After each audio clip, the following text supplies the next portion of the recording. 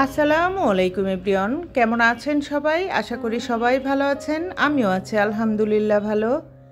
নতুন দিনের নতুন আরও একটা ব্লগ ভিডিওতে যশোরের মেয়ে হেনা চ্যানেল থেকে আমি হেনা আপনাদেরকে ওয়েলকাম করছি।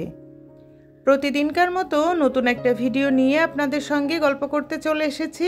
আজকের ভিডিওটা শুরু করেছি সকালের নাস্তা খাওয়া থেকে। সকাল সকাল নাস্তার প্লেটটা খুব সুন্দর করে রেডি করে নিয়ে বসে গিয়েছি। এখানে যে নাস্তাগুলো আছে এগুলো কিন্তু আমি একা খাবো না। যাই হোক, নাস্তাটা খেয়ে আজকে অফ ক্যামেরাতে অনেকগুলো কাজ সেরে নেব। আজকের ভিডিওতে শেয়ার করব আমি বাহিরে যাওয়ার আগে বাসার কাজ কিভাবে গুছিয়ে রেখে যাই। আপনারা আমার সঙ্গে থাকেন, আমি আশা করি আপনাদের কাছেও ভালো লাগবে। নাস্তা খেয়ে অফ ক্যামেরাতে কিন্তু অনেকগুলো কাজ গুছিয়ে নিয়েছি। আর এখন চলে এসেছি আয়রন করা কাপড়গুলো জায়গায় রেখে দেওয়ার জন্য। এই যে ব্যাগটা থেকে কাপড় বের করলাম, আমার বাসায় এটা হচ্ছে একটা নির্দিষ্ট ব্যাগ। এই ব্যাগে সব আয়রন করার জন্য কাপড় রাখা হয়। যার যে কাপড়টা আয়রন করা দরকার সে কিন্তু এই ব্যাগেই রেখে দেয় এবং সপ্তাহে একদিন এই কাপড়গুলো আয়রন করে এনে জায়গায় আবার তুলে রাখা হয়। আমাদের কাপড়গুলো বের করে রেখে আমার ভাইয়ের কাপড়গুলো নিয়ে চলে এসেছি। আর এখানে প্রথমে আমি কাপড়গুলো আলাদা করে নিয়েছি। শার্টগুলো আলাদা করেছি, টি শার্ট আলাদা করেছি, তারপর পাঞ্জাবি পায়জামা এগুলো সব আলাদা করে নিয়েছি। আর এখন জায়গায় রেখে দিব। গুছিয়ে কাজ করার কিন্তু অনেক শান্তি। একবার যদি আপনি গুছিয়ে কাজ করে মজা পেয়ে যান, দেখবেন এলোমেলো কাজ আপনার আর ভালো লাগবে না। আপনি নির্দিষ্ট জায়গায় নির্দিষ্ট জিনিসটা রেখে দিলে আপনারও যেমন সুবিধা, আর যে ব্যবহার করবে তারও সুবিধা। কারণ সে আগে থেকেই জেনে যায় যে এই জায়গাটায় তার শার্ট থাকে বা প্যান্ট থাকে। সে যখন সেইখান থেকে নিবে তখন কিন্তু অন্য কাপড় চোপড় এলোমেলো করবে না। যাই হোক, সব কাপড় চোপড় জায়গায় রেখে এখন আমি রান্না করতে চলে এসেছি। আজকে রান্না করব হচ্ছে আলু দিয়ে কাসকি মাছ চচ্চড়ি করব। এই মাছটা কিন্তু অনেক মজার একটা মাছ। আর আমি এই মাছ রান্না করার সময় কোনো প্রকার মশলা ব্যবহার করি না, শুধু বেশি করে পেঁয়াজ, কাঁচামরিচ আর লবণ, হলুদ, তেল, এটাই হচ্ছে যে মশলা। আমি অনেককে দেখেছি অনেক ধরনের মশলা ব্যবহার করে, তবে আমি কোনো কিছুই ব্যবহার করি না। সিম্পল এভাবেই রান্না করি, কিন্তু অনেক মজা হয়। বাহির থেকে আমরা যখন বাসায় ফিরি তখন কিন্তু শরীরটা অনেক টায়ার্ড লাগে, কোনো কাজ করতে ইচ্ছা করে না। যার কারণে আমি যদি বাহিরে যাওয়ার কোনো প্রয়োজন থাকে তাহলে বাহিরে যাওয়ার আগে আমি বাসার সব কাজ গুছিয়ে রান্না কমপ্লিট করে রেখে তারপরে যাই, যাতে বাহির থেকে আসার পরে শুধু ফ্রেশ হয়ে খেয়ে রেস্ট করা যায়। অনেকে আছে যে বাহির থেকে এসে কাজ করতে পছন্দ করে। আসলে এক একজনের পছন্দ এক এক রকম, এক একজনের ইচ্ছাটাও এক এক রকম, বা কাজ করার নিয়মটাও আলাদা। আমি যেভাবে করেছি এভাবে করলে কিন্তু সত্যি অনেক হেল্প হয়। বাহির থেকে এই জার্নি, মানুষের আওয়াজ, এগুলো থেকে মাথাটা একদম ব্যথা হয়ে যায়, আর সেখান থেকে এসে বাসায় কোনো কাজই করতে ইচ্ছা করে না। আপনি এভাবে বাসার সব কাজ গুছিয়ে একবার বাহিরে গিয়ে দেখবেন, আপনার বাসার জন্য কোনো টেনশন থাকে না। যতটা সময় আপনার বাহিরে প্রয়োজন, বাসায় যদি কাজ থাকে আপনার কিন্তু খুব তাড়াহুড়া করে কেনাকাটা করে চলে আসতে হয়। আর আপনি যদি বাসার সব কিছু গুছিয়ে তারপরে বাহিরে যান, আপনি কিন্তু রিল্যাক্সে ঘুরে দেখে শুনে কেনাকাটা করতে পারবেন বা আপনার কাজগুলো সেরে নিতে পারবেন। বাসার জন্য কোনো প্রকারই টেনশন থাকবে না।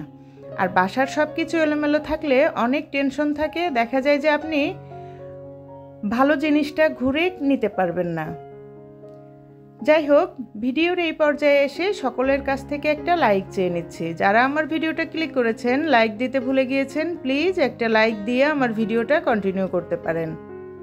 আপনি যদি আজকে আমার চ্যানেলে নতুন হয়ে থাকেন, আমার চ্যানেলে বলা কোনো কথা, কোনো কাজ যদি আপনার ভালো লেগে যায়, আপনি চাইলেই আমার চ্যানেলটা সাবস্ক্রাইব করে আমার সঙ্গে থেকে যেতে পারেন।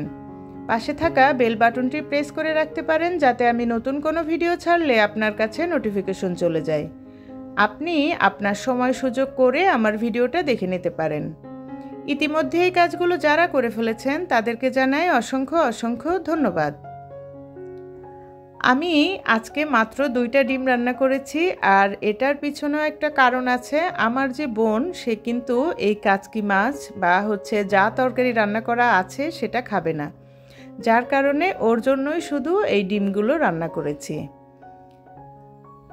যাই হোক, আপনাদের সঙ্গে কথা বলতে বলতে কিন্তু আমার রান্নাটাও কমপ্লিট করা হয়ে গিয়েছে।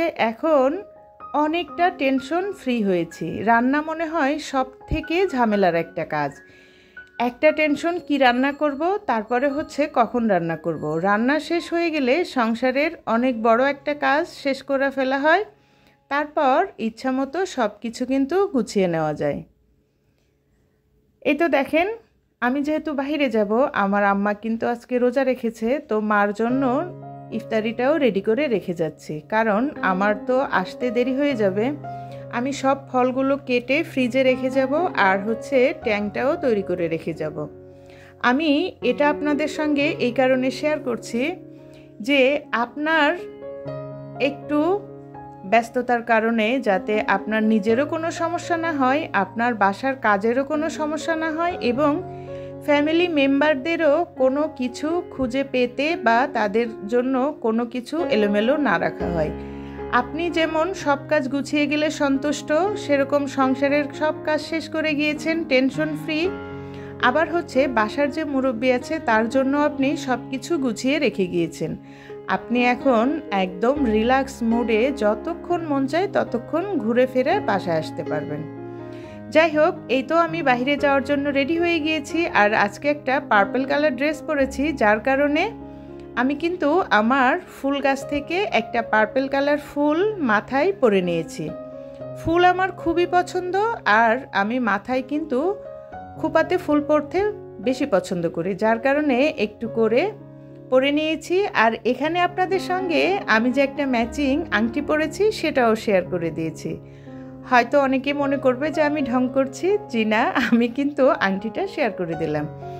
যাই হোক, এই তো দেখেন, আমি বাইরে যাওয়ার আগে সব কিছু এভাবে করেই গুছিয়ে রেখে তারপরে এই তো বাইরে চলে এসেছি। আজকের ভিডিওটা কেমন হয়েছে আমাকে কিন্তু কমেন্টস করে জানাতে পারেন, আর আমার এই যে কাজের যে রুটিনটা সেটা ফলো করতে পারেন। আমি আশা করি আমার মতো আপনাদেরও কিন্তু অনেক উপকার হবে। এই যে আমি এখন আধা ঘন্টার জায়গায় 1 ঘন্টা লাগিয়েও যদি বাইরে কাটাই, ঘুরে ঘুরে জিনিস কেনাকাটা করি, আমার কিন্তু কোনো সমস্যা হবে না, কারণ আমার বাসার জন্য কোনো টেনশন নাই। সব কিছুই রেডি। আমি এখন ঘুরে ঘুরে দেখে দেখে কেনাকাটা করে তারপরে বাসায় যাব। আজকে কিন্তু অনেক কেনাকাটা করেছি, আমি আগামী ভিডিওতে আপনাদের সঙ্গে শেয়ার করব। আপনারা ভিডিও সম্পর্কিত খুব সুন্দর একটা কমেন্টস আমার জন্য করতে পারেন। আজকে সত্যি বলতে অনেক খুশি লাগছে। অনেক কেনাকাটা করে তারপরে কিন্তু বাহিরে খাওয়া দাওয়া করেছি, তারপর বাসায় এসেছি। আর বাহিরে খাওয়া দাওয়া বলতে ফুচকা, এটা তো খাবোই। বাহিরে কিন্তু যতই খাবার বলি যে খাবো না, কিন্তু ফুচকাটা খেতেই হবে। আল্লাহ হাফেজ, আসসালামু আলাইকুম।